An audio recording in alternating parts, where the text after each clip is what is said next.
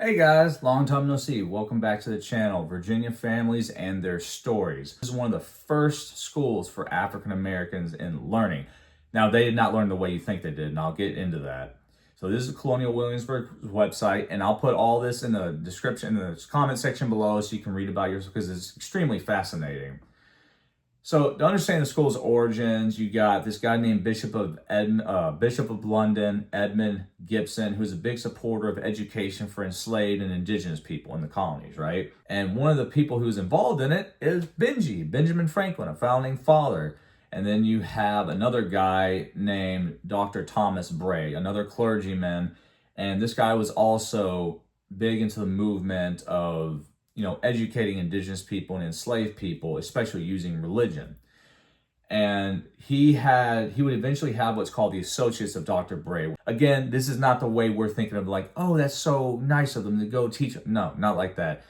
Virginia enslavers would send force them to go to this school, because if you don't already know about the curse of Ham, in Genesis where it said, "Cursed be Canaan, you will be a servant of servants, Noah and his sons." If you didn't already know that, that is the ideology that spread down to Christian white nationalism throughout, Virginia, and even this. So the school opened up in 1760 and it was called the Williamsburg Bray School. Bray after Dr. Thomas Bray, Williamsburg for the area. And according to the website, 93% of the scholars, that's what they called them, went to this place, were enslaved.